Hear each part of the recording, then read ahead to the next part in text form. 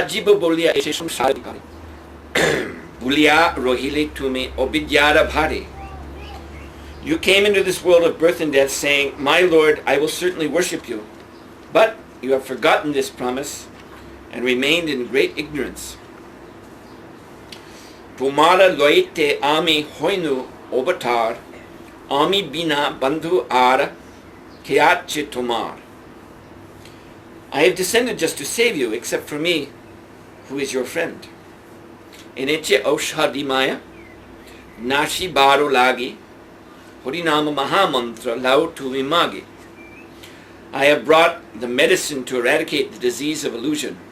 Now pray for this Harinam Mahamantra and take it. Bhakti Vinod Prabhu Chodane Pudya se Harinam Mantra Loilo Mogia. Thakur Bhakti Vinod fell at the lotus feet of Lord Gauranga, and after begging for the holy name he received that Mahamantra.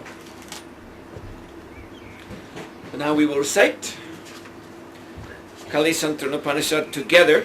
This time we are going to go through it all together one time without me saying it first. Starting with text 1. Everyone has a copy?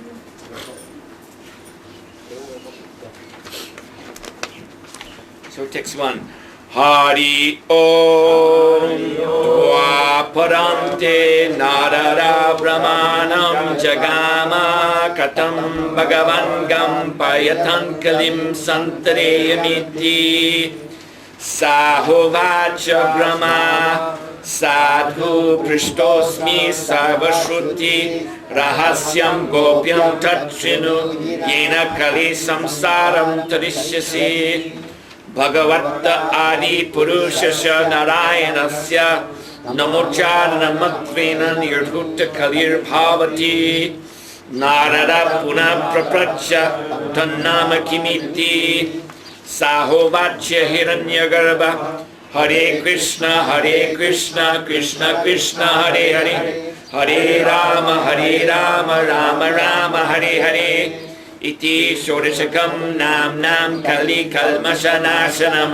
Nata Paratkropayo Sabavedeshu Drishyati Iti Sodashakalasya Jivasya Vadana Vinashanam Tata Prakashate Parabrahma Mega Paita Virasmi Mandalivati Punar Narada Prapacha Bhagavan Kosya Vidhirati Tam Hovacha Nasya Vidhirati Sarvada Suchira Suchirva Patam Brahmana Salokatam Samipatam Sarupatam Sayurjatamiti Yadasya Sorishikasya Sardha Trikotir Japati Tata Brahmahatyam Tarati Virahatyam Svanastayat Putto Babati Pittadeva Manushanama Pakarat Putto Babati Sarvadharma Prityaga Papat Sadhya Suchidama Puyat Sadhyo Muchyate Iti Upanishad.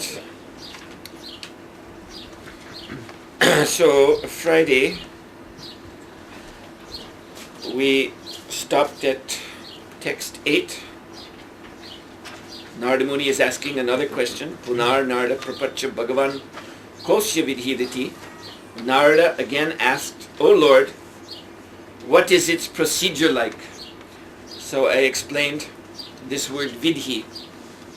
Also we use this word in the context of devotional service. Vidhi, and the opposite word is nisheda. So vidhi means a positive rule or regulation. Those things which we should do that are recommended for us. Like, for example, 4 regulative principles, chanting 16 rounds a day. These would be called vidhi. And then nisheda, well actually we ought to say it this way. Chanting 16 rounds a day, that is the vidhi, and then the nisheda, the negative, the don't, would be don't engage in gambling, intoxication, illicit sex, meat eating. These would be restrictions, restraints. So Narada Muni is asking, what is the vidhi, in the context of Narada Muni's question, because he's asking about the Yuga Dharma, the Dharma for the Kali Yuga. So, in previous ages, start with the Satya Yuga or Krita Yuga. So the Dharma was Vishnu Dhyana, meditation upon Lord Vishnu. The yoga system, Ashtanga yoga system, was utilized for that end, for meditating upon the Lord, realizing the Lord in the heart. So, in yoga, yam, niyam, do's and don'ts, and they are very, very strict. So the yogi in the Satyuga, he had to do his meditation in a prescribed place.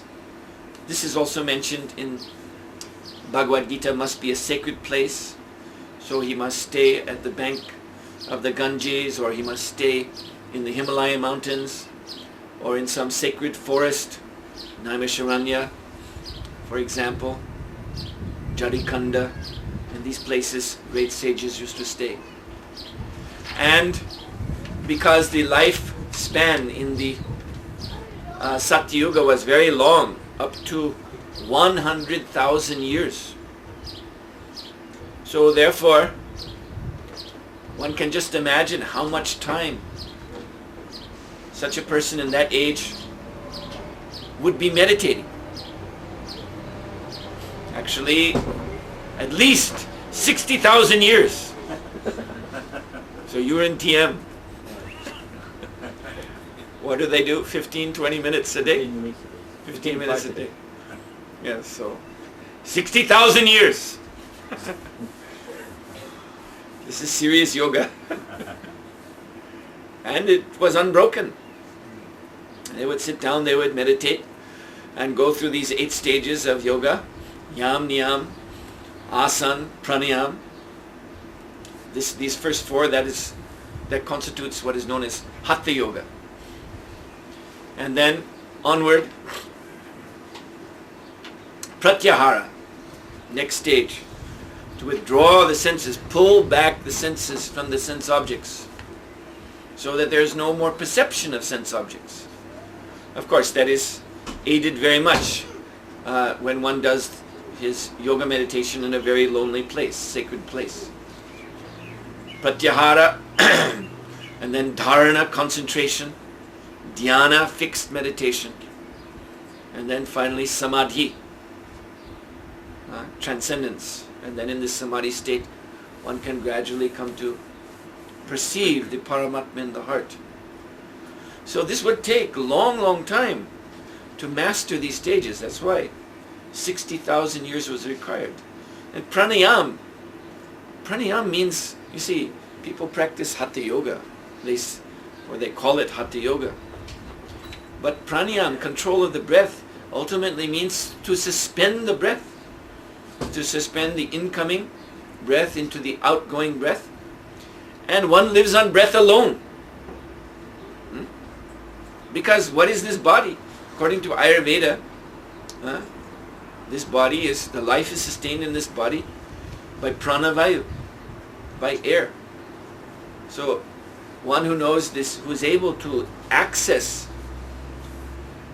this confidential storehouse of energy in the pran, he doesn't need to eat, he doesn't need to drink, he doesn't need to utilize any grosser form of nourishment, because air is subtle compared to fire, water and earth, and food and drink. They're more gross. So this is the 4th stage, the last stage of the Hatha Yoga, pranayama. So who is doing that now? You see? They just like that a few times. Call it pranayama. So, yes, so in this yoga practice, as it was at Satyuga, Yeah, and the vidhi was very, very strict, so that one could achieve success. Otherwise, shramiheva kevalam, waste of time. And then in the next stage, Treta Yuga, the dharma is sacrifice, yajna. And this too, nothing like the sacrifice now, which is so simple. In those days, the king would preside over the yajnas, and his entire treasury was at the disposal of the brahmanas. To perform a yajna in the Treta Yuga was like nowadays when a nation embarks on a space program. Actually, it's a very good comparison, because the idea of space program also is to reach other planets, go to the moon, go to Mars, see what's going on there, see if there's anything valuable that we can bring back. Of course, they failed in that, investing billions and billions of dollars to bring back a carton of rocks, which are not any different. That was one of Prabhupada's objections. When he heard that they claimed to have gone to the moon, Prabhupada said, then where are the jewels? They should find jewels on the moon. It's a heavenly planet. But they just brought back ordinary rocks that you can find in any desert on earth. And that's why Prabhupada suspected they filmed the whole thing in the desert in Arizona somewhere. Anyway, the endeavors of a space program can only be pursued by a very wealthy, powerful nation. So we see only a few countries have space program. New Zealand not. Too small. Has to be a big. Now China has space program. China, Russia, USA, of course, and Europe. So Japan also, I think, may start. So this is to send one of these rockets up into space. This is similar, you see. It's a Kali Yuga replication of yajna, fruitless, of course, nishpal. But to send one of these rockets up into space, costing so much money. So similarly, to perform a yajna in the Vedic age, so much money. Gold was offered into the fire. Jewels were offered into the fire. So much dakshin was given to the brahmanas, the expert brahmanas, who are master performers of the yajna. But yajna in those days actually had success. Just like we see in the great yajna of Prithu Maharaj in Canto 6 of Srimad Bhagavatam. Lord Vishnu himself appeared, being pleased with that yajna. The 4 Kumaras appeared. And everyone could see. You see? Nowadays everyone looks on television, they just see a stream of smoke going up and out of sight and gone. Sometimes up there, poof, like it happened one time. The thing blew up. Also recently coming back down, burned up. But in the yajnas of old, the devatas, the controllers of higher planets, they would appear there in the sacrificial arena. And everyone, all the populace of the kingdom could see. So certainly in these Vedic yajnas, there's so many rules and regulations. And then in Dwapara Yuga, deity worship in Dwarka Yuga is much, much, much more strict than anything we know today. Of course, we have a very nice standard of deity worship in ISKCON, that's true. But the deity worship of Dwapara Yuga was not only more strict, but it was requiring many, many brahmanas to be on the staff of the pujari. And the king also was funding the temple worship, so it was very, very, very opulent.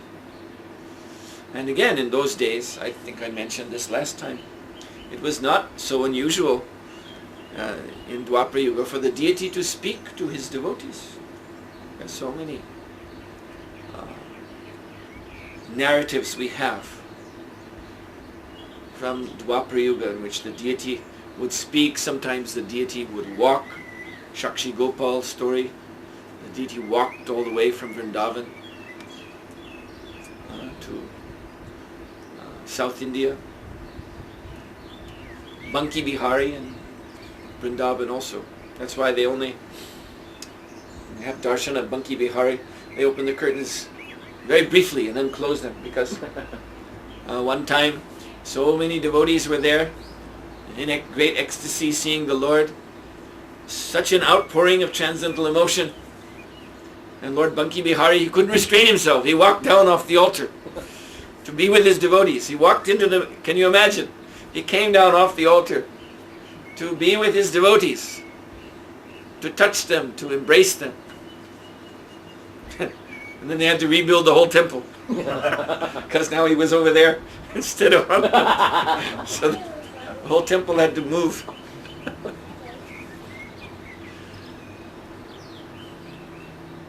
So Narada Muni's concern was, he's thinking of these people of the age of Kali, and that is their special, shall we say, disqualification. We normally say special qualification, but disqualification in this case, that they cannot follow the vidis of previous ages. That's why there is such a thing as this Kali Yuga, most fallen age, the age in which people find it very, very hard to keep even the simplest regulation. There just comes to mind, I was on the BBT library party in the 1970s.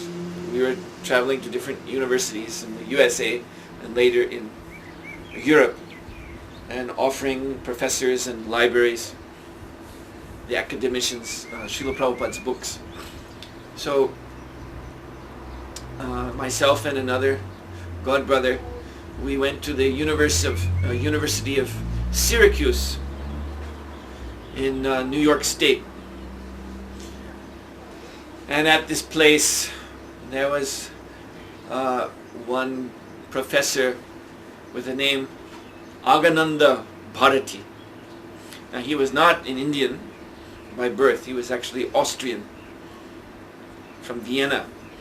But in the 1950s he left Austria and went to India and entered one of the Mayavadi mats in the line of Shankaracharya, the Bharati mat. There's 10 grades of sannyas. So one of them is Bharati. You know, Lord Chaitanya Mahaprabhu accepted initiation in the Bharati order. His spiritual master, his sannyasi spiritual master, sannyasi guru, was Keshava Bharati. So this person also took Bharati sannyas. And but he made a name for himself in India and elsewhere. But later on he retired from being a sannyasi and became a professor. So I saw an interview with him in some magazine, and they were discussing, the reporter was asking him, so you're a sannyasi, so to my knowledge sannyasis follow very strict rules and regulations, but you don't seem to be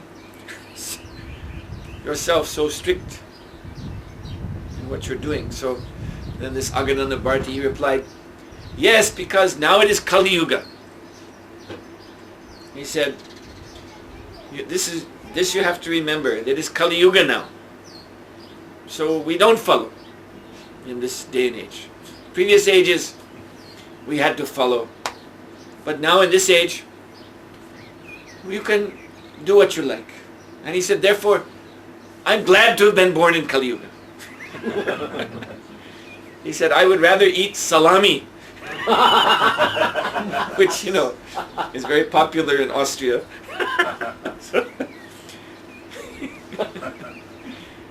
He said, if I was in a previous age, I would be forced to be vegetarian, but now I can eat salami. It's much better to be in Kali Yuga. So this is the condition of this age. Although people sometimes are adopting formally some order like sannyas or becoming a priest of some sort of religious significance, but in their private life they're unable to follow anything strictly. So this was Narada Muni's concern. He was thinking of the vidhis of previous ages, previous dharmas, and considering these Kali Yuga people can't follow. So therefore he's asking, Punar Nara Prapacha, Bhagavan Koshya Vidhidati, what will be the vidhi, what will be the rules and regulations that a person is expected to follow if he takes up this chanting of Hare Krishna? So now we will hear Lord Brahma's answer. Tamovacha nasya vidhirati sarvada suchira suchyava patan brahmana salokatam samipatam surupatam syujitamiti. So please repeat after me. This is text 9. Tam, to him, ha, indeed, uvacha, spoke, na, no, asya, its, vidhi, procedure, vriti, way, sarvada, always, shuchir, pure, ashuchir, impure, ba, or, patan, chanting, brahmana, seeker of truth, salokatam, staying with Lord Krishna, samipatam, associating with the Lord, surupatam, being like the Lord in form, sayujatam, merging in the Lord, ati, attains. Translation. Lord Brahma immediately replied, there is no set procedure for chanting this Mahamantra. A seeker of truth can chant, whether pure or impure, and attains 4 types of liberations, such as staying with Lord Krishna, or associating with Lord Krishna, or being like Lord Krishna in form, or merging in the Lord's effulgence. So please repeat after me. Lord Brahma immediately replied, there is no set procedure for chanting this Mahamantra. A seeker of truth can chant, whether pure or impure, and attains 4 types of liberations, such as staying with Lord Krishna, or associating with Lord Krishna, or being like Lord Krishna in form, or merging in the Lord's effulgence. Yes, so Chaitanya Mahaprabhu has said exactly the same thing. Nam namakari bahuda nijisharva shaktish. So the first point is that the Lord has hundreds and millions of names, and in every one of them He's invested His full transcendental potency. So the holy name is all powerful. So nam namakari bahuda nijisharva shaktish tatrapata nimatas smaranena kala. And there is no hard and fast rule. Nakala means not according to kala, desha, patra, time, place, circumstance. There are no such regulations that say, for example, that you should chant Hare Krishna only at a certain time of day. Of course, it is recommended to chant in the Brahma Muhurta hour. That is very good, but there is no such statement that that is the only time to chant. Or like in Mahaprabhu, just before Mahaprabhu appeared. So the Brahmanas, the ritualistic Brahmanas, they had practically forbidden the chanting of the holy name to the people, telling them, this was their argument, it's Kali Yuga, and you're all very fallen and sinful. So if you chant the Hare Krishna Mahamantra, you'll offend the Lord, because you're so sinful. And if you offend the Lord, then you'll be finished. He'll be angry with you and there's no hope of anything. So the only time that these ritualistic brahmanas permitted the people to chant the holy name was while they were bathing in the Ganga, because when in the Ganga, then the idea is then you are pure, so then you can chant. And that's why on that night of the eclipse, on the appearance day of Sri Chaitanya Mahaprabhu, Gaur Purnima, so everyone was in the Ganga, because eclipse, solar eclipse or lunar eclipse is considered in Vedic culture to be very inauspicious. Everything becomes contaminated. So if one is not living near a sacred river, then one should just shut oneself up in the house. The deity, the temples are closed. The deity doors are shut. And if one is near a sacred river, then one should go into the river during the time of the eclipse. And because the Brahmanas had permitted, this was the only time that you can chant. So therefore everyone was chanting that night. That was very special. Everyone was roaring.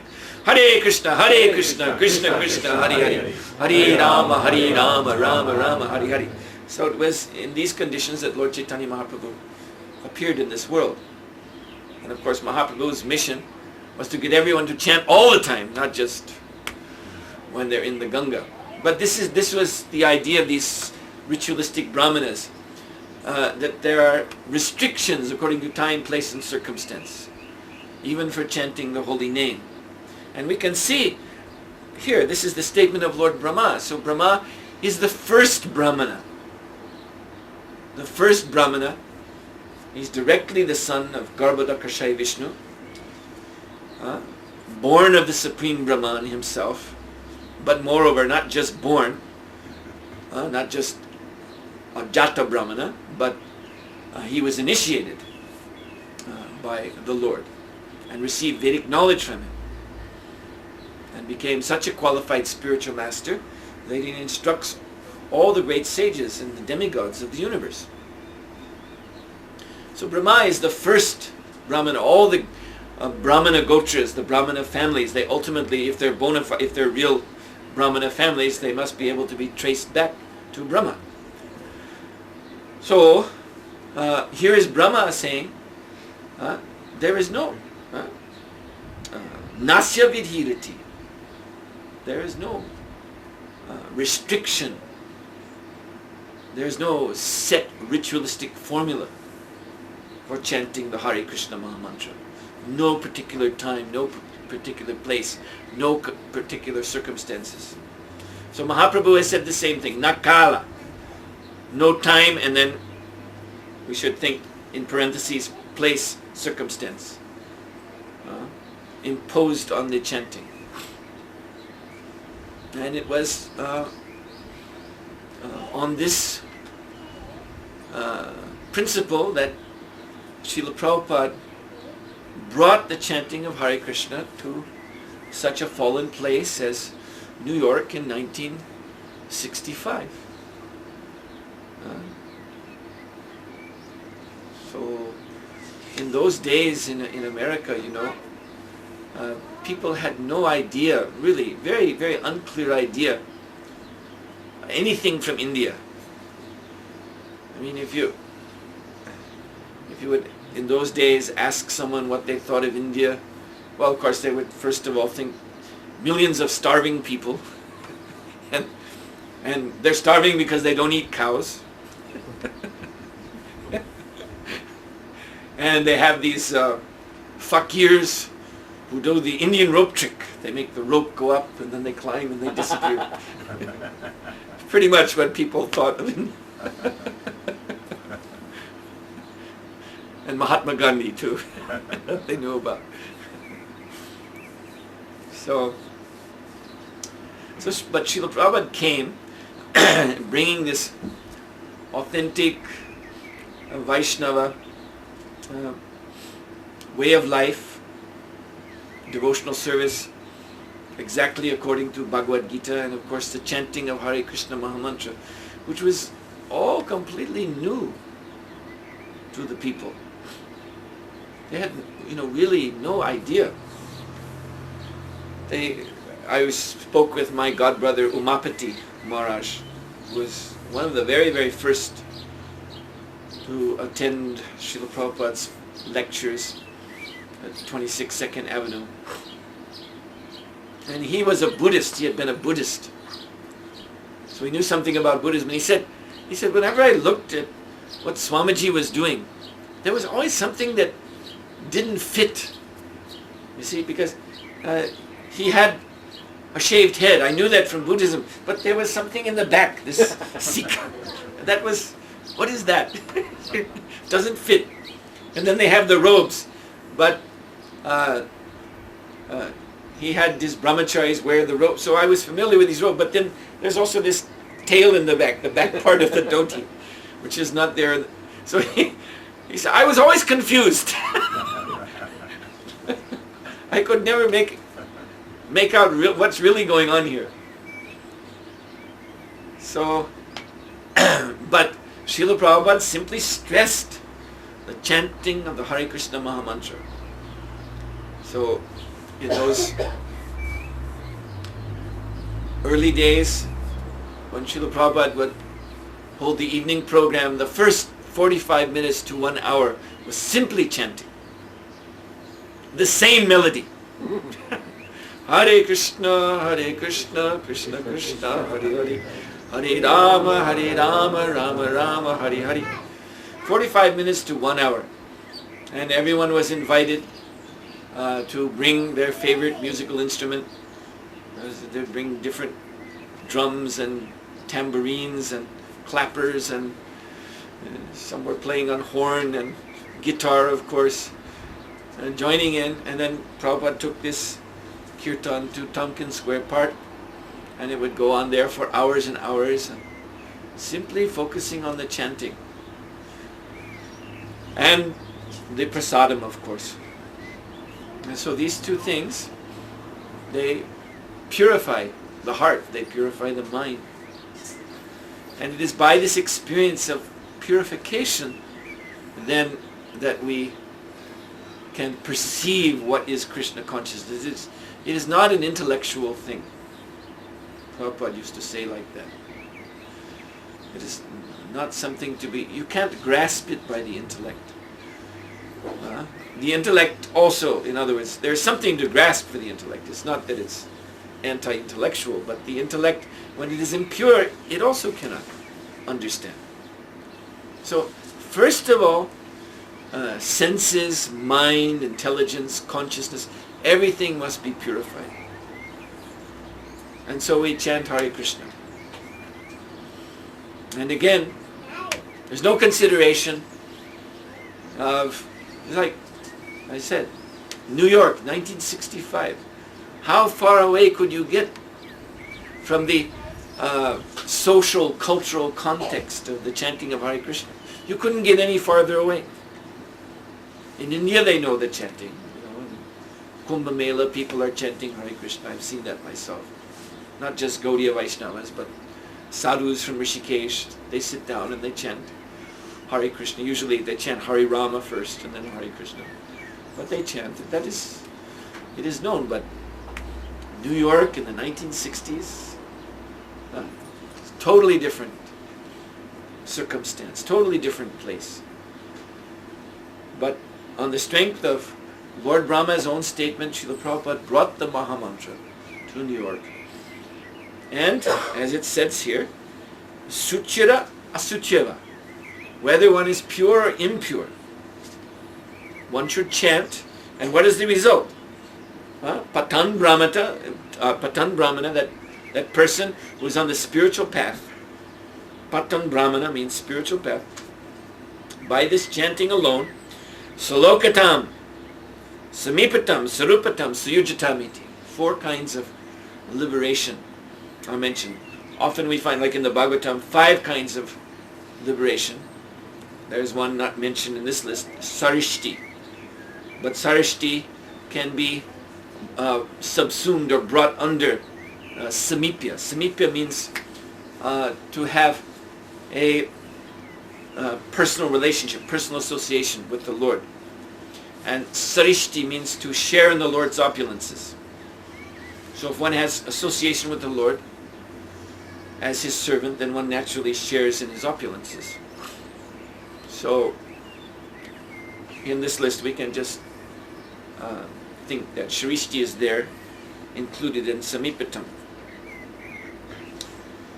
So Salokatam, to attain the planet of the Lord. Samipatam, to achieve association with the Lord. Sarupatam, to achieve a transcendental Satchitananda form like that of the Lord. And then Sayuja. Now this is interesting.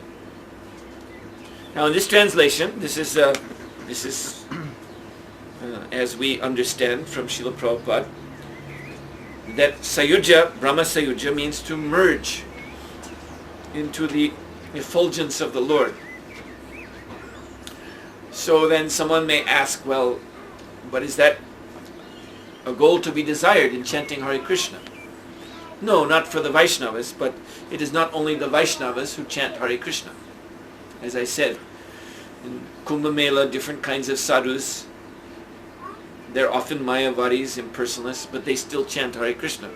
So in the Harinam Chintamani, Srila Bhaktivinoda Thakur says, when a Mayavadi chants the holy name of the Lord, he's maintaining his Mayavadi conception, but he chants Hare Krishna. So that chanting will bring his soul into the rays of the Brahmajyoti, and he will merge there. So, but there is another sense to this word, Sayuja, and that is given by Sripad Madhvacharya, who is the founder of the Brahma Sampradaya in this Kali Yuga. So, our International Society for Krishna Consciousness, this Gaudiya Vaishnav Sampradaya, is associated with the Brahma Sampradaya of Madhvacharya. So Madhvacharya was, of all the great acharyas, he was the most radically, extremely anti-Mayavadi. So, for example, where, I think I've mentioned it already, we have our Maha Mantra, Hare Krishna Maha Mantra. So among the Mayavadis, they have their Mahavakya. That's their great slogan from the Vedas, expressing the Siddhanta of Mayavad, and that is Tattvamasi. So Tattvamasi means I am the same, I am that, I am Brahman, I am God. Tattvamasi. Now this Tattvamasi is taken from the Vedic literature, some passage in the Vedic literature. And Shankaracharya has enshrined this particular phrase as being the most important statement of all Vedic literature, that Tattvamasi, I am the same as God, I am God.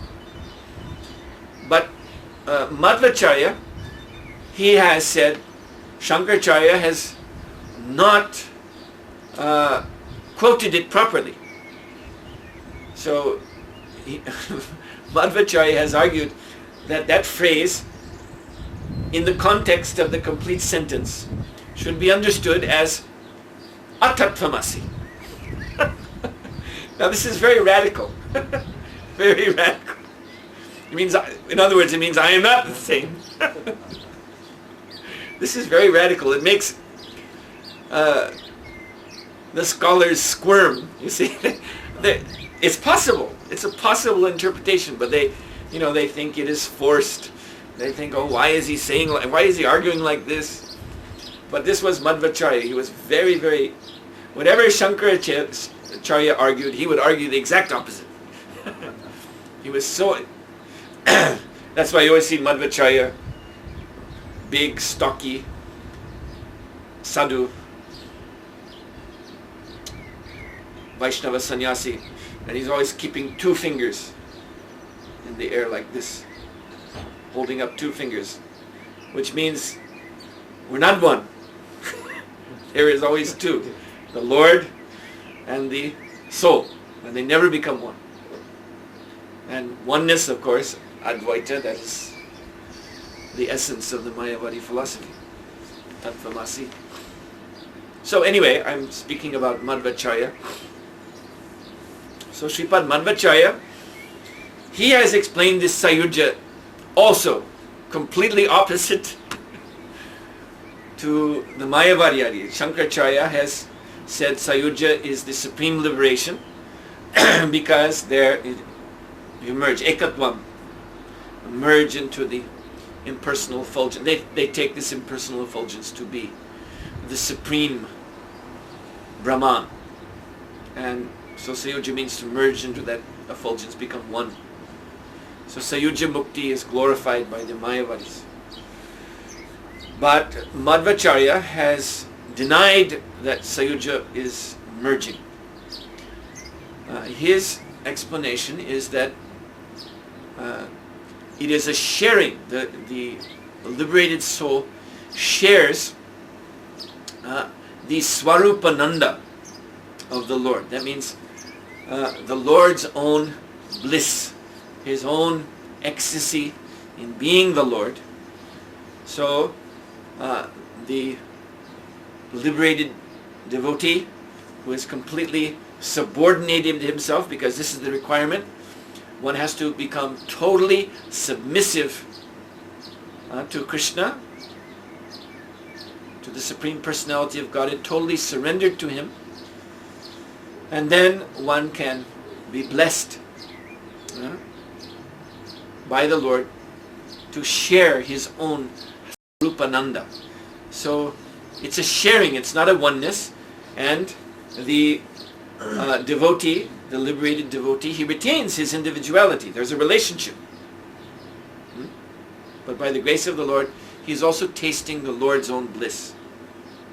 Now Jiva Goswami, writing in his Priti Sandarbha, he has also affirmed this explanation of Madhvacharya. This is also a way of understanding Sayujya Mukti. But Jiva Goswami has also said that this merging into the rays of the effulgence of the Lord is also a kind of Sayujya. So this, I just wanted to point out that, and it's particularly interesting because this verse says 4 kinds of liberation, and Madhvacharya also speaks only of 4 kinds of liberation.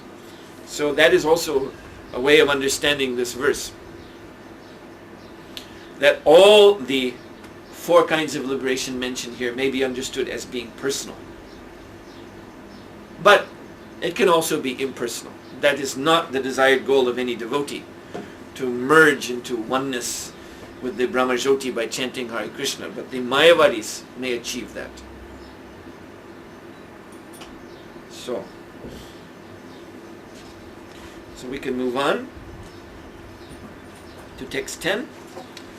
Yadasya sorishikasya sardha chikotir japati tata brahmahatyam tadati virahatyam svarnasteyat putto bhavati pitta deva manushanama pakadat putto bhavati. Please repeat.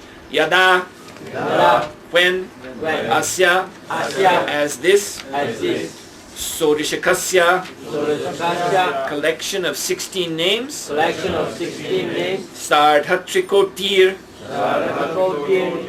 3.5 crore times, 35 million times, Japati, chant quietly, Tada, then, Brahmahatyam, killing a Brahmin, Virahatyam, killing a warrior, Svarnasteyat, stealing of gold, Putto, free from, Bhavati, becomes, Pitta Deva, ancestors, Manushanam, of human beings, Apakarat, harmful deeds, Putto, free from, Bhavati, becomes.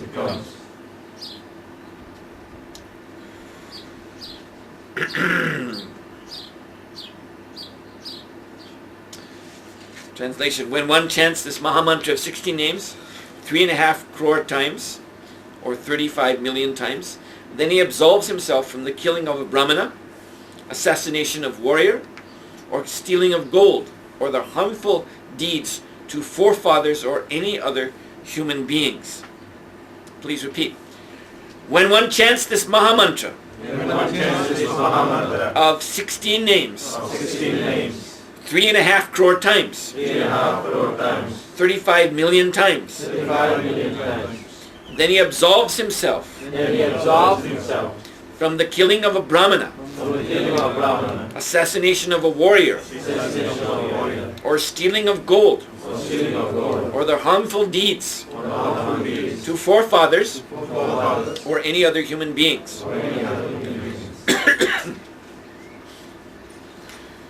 So now we should not misunderstand that Lord Brahma is now giving some sort of formula whereby if we chant Hare Krishna, then we can become free of sins. Then business finished.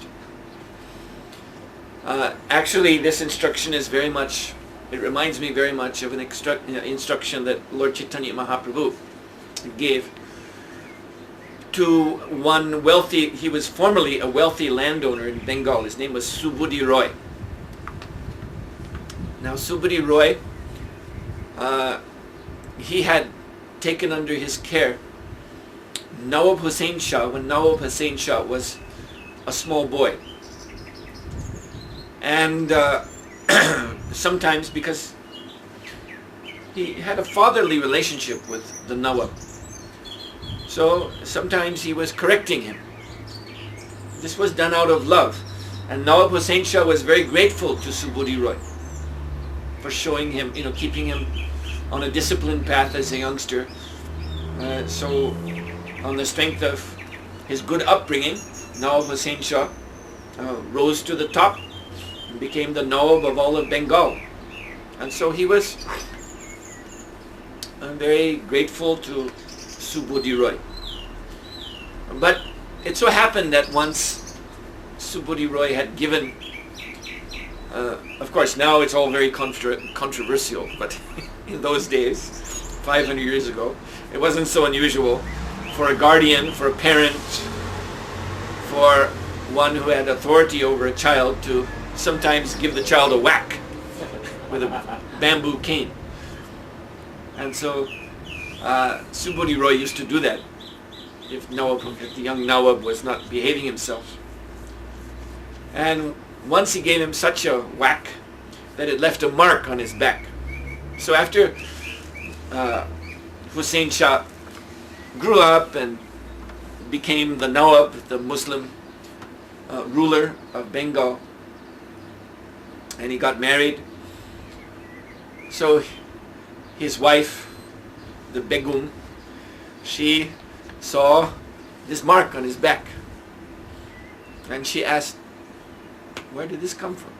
And so he explained, when I was a boy, Subudhi Roy, he was taking charge of me, and he hit me with a bamboo stick and left this mark. And she was very devoted to her husband. And sometimes in a woman's devotion to someone she loves, she can become very spiteful towards anyone who has done harm to that person. So she said, well, now you are the king, you're the leader of Bengal, you have full authority. If he did that to you, you should kill him now. You should have him killed, executed. And the Nawab said, no, it's not like that, please. I'm very grateful to him. I learned so much from him. He took good care of me. I could have gone wrong in those years so easily, but he kept me on the straight path. And so I'm always grateful to him. So then the Begum said, all right, fair enough, but I cannot see this mark on your back and have a peaceful heart. Something, you have to do something. So my suggestion is, he's a Hindu. You make him to a Muslim. That will kill him in a sense. Just like we say, we preach to kill the demoniac mentality. So she wanted his identity as a Hindu to be killed. He would be a Muslim. So in those days it was very easy, because the Brahmanas, these caste Brahmanas, they had in many places in India they had enforced very strict, actually absurd kinds of caste rules. And the Muslims, of course, they were mlechas, untouchable. So even the most casual type of contact, physical contact between a Muslim and a Hindu would result in that Hindu losing his, as they would say, losing his caste. So it was not such a difficult thing to for a Muslim to make a Hindu into a Muslim. He just had to, so to speak, contaminate him, and then the Brahmanas would say, you're ostracized, you cannot be in Hindu society anymore, unless you do some very extreme, and we'll get to that, what kind of extreme penance to win one's way back. But generally, often that would be impossible, so then the person would have to become a Muslim. He would not want to, do those things that the Brahmin said that he would have to do to be returned as a Hindu. So he would just become a Muslim. So what the Nawab did was he invited Subodhi Roy to a meal, and Subodhi Roy accepted. And after the Nawab took his meal, and then he called for his hands to be washed, and with those hands he flicked water on Subodhi Roy, those wet hands, and the water sprinkled on Subodhi Roy, and that means he was contaminated. So then Subodhi Roy, he went, it is said in Chaitanya Charitamrita that he wasn't really so disturbed by this. He actually, because obviously he would have been getting old at this time, since Nawab was now king, and he had been the protector of Nawab when he was a boy. So Subodhi Roy was older, and he was thinking of retiring. So now he took the opportunity. He gave up his position as landowner, and he traveled around to different holy places, and he was speaking with different brahmanas, presenting his case to them. This is what has happened to me. I was sprinkled by a Muslim. So some brahmanas told him, there's only one thing you can do then to become relieved of this pap. You have to drink boiling hot ghee till you die. So he wasn't very thrilled with that idea, to say the least. So then he went to some other Brahmins, and they said, oh, it's no big thing. This is not a big thing. Don't worry about it. So Prabhupada writes in the purport, this was going on, and it still goes on today. Different Brahmins say different things. In fact, Bhaktivinoda Thakur, he made a joke of this. In one of his writings, he describes a man going to his village Brahmana. And actually the man is going with some clever intention in his mind, but he comes before the Brahmana as if he's very humble and sincere, and says, my dear Brahmana, please, I think I've committed a serious sin, and I need your help. You have to tell me. Just like, in Christianity, in the Catholic Church also, they go to the priest and they confess their sins, and he gives some method to be relieved. So the Brahmana said, oh, so what have you done? Oh, I accidentally stepped on a spider, killed it. Then the Brahmana said, "Oh, this is very serious." And the Brahmana then proposes 1 month of penance, and he said, "I will have to perform yajna for you every day of that month, and of course you'll have to give me the dakshin for all this. I'll chant mantras for you."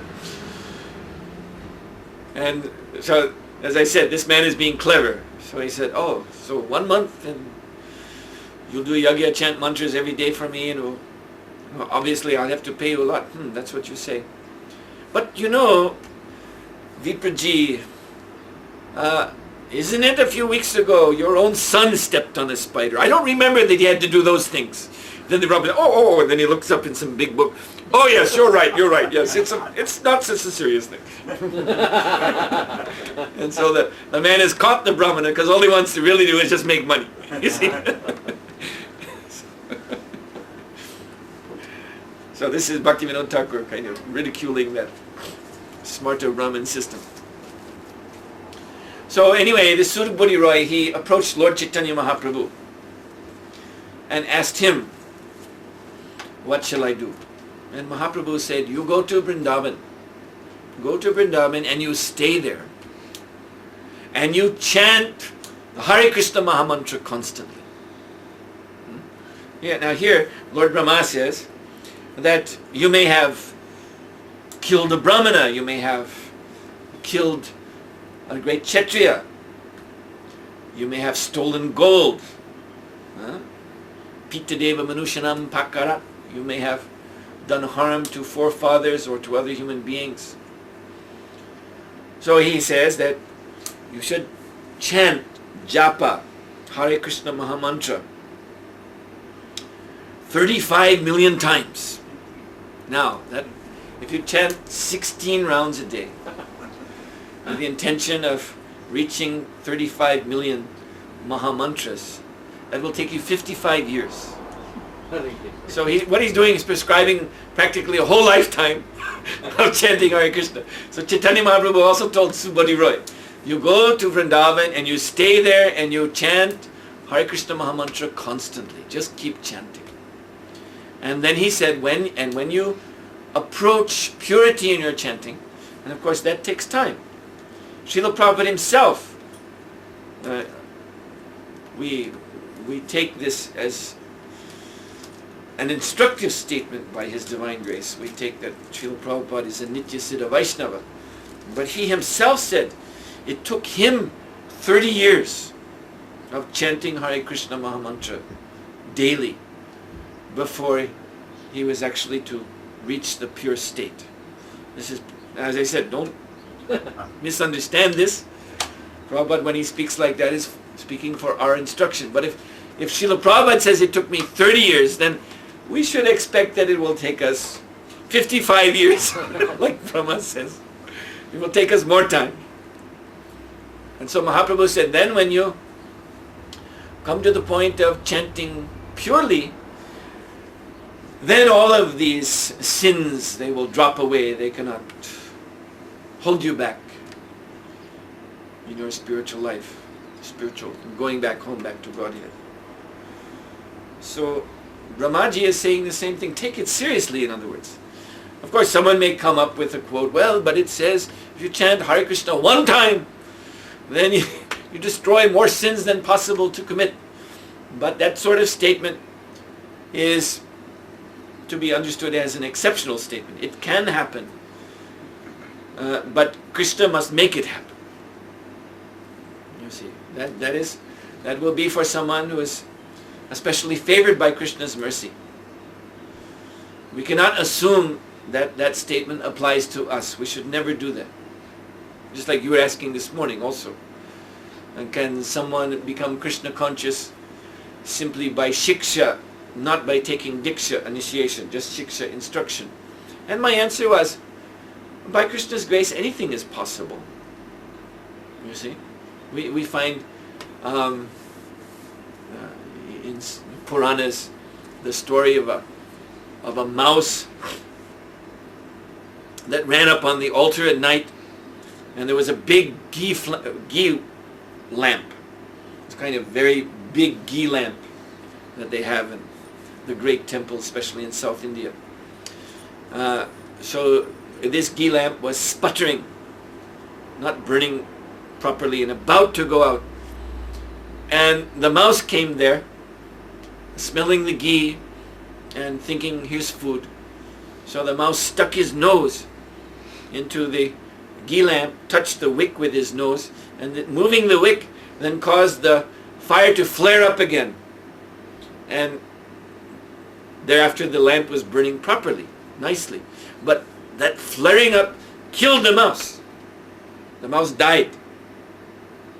So Puranas say this mouse, the soul of this mouse, went back to Vaikuntha directly. Don't pass go. Don't collect $200. Go directly back home, back to Godhead. So that's exceptional. That's wonderful. But we cannot make such, a plan out of such a story for ourselves. Oh, if a mouse can go back to Godhead, I can go back to Godhead some extraordinary way. No, it is. This is kripa. Kripa siddhi. Perfection by special mercy. So just like Prabhupada gives the example, sometimes a university will honor a person. It often happens during wartime. If a person has done very exceptional in the battlefield, comes back a hero, then he's honored by society. And one of the ways he may be honored is that a university will give him what they call an honorary degree. Honorary BA, MA, PhD. Because he's become famous in another way. So without attending university, he gets a degree.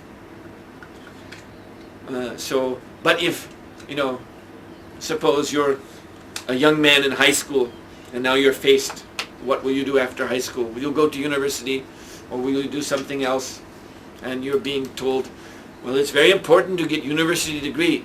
You can do better in life if you have university degree. But the young man he's more adventurous.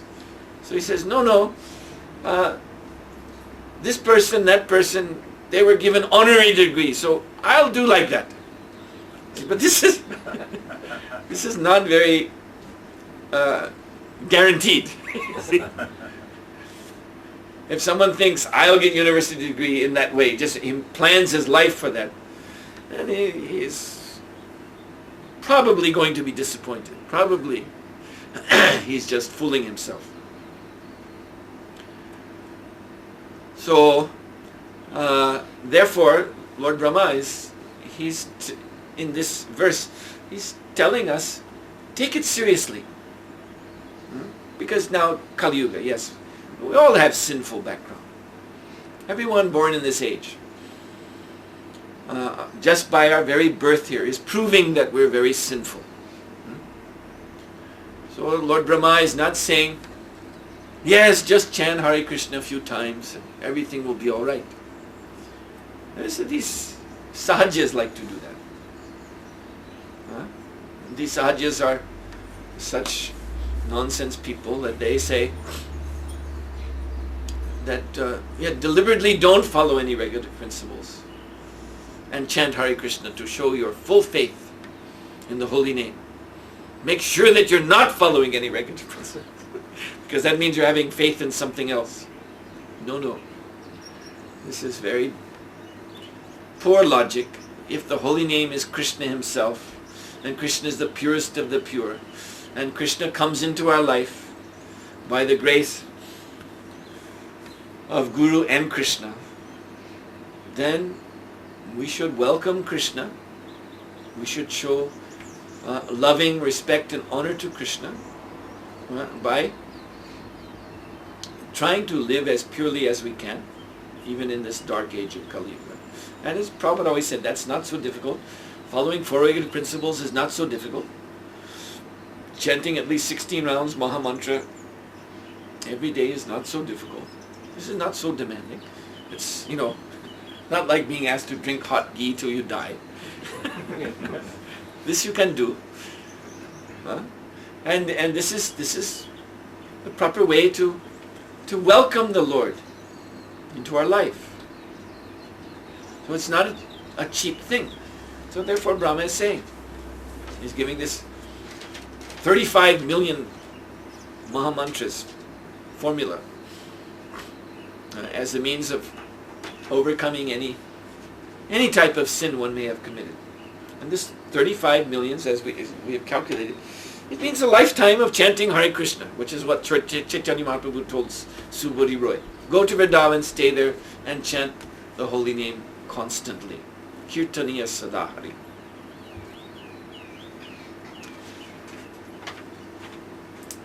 Then, the last verse, text 11. Sarvadama parityaga papat sadhya suchitama puya sadhyumuchite ityupanishad.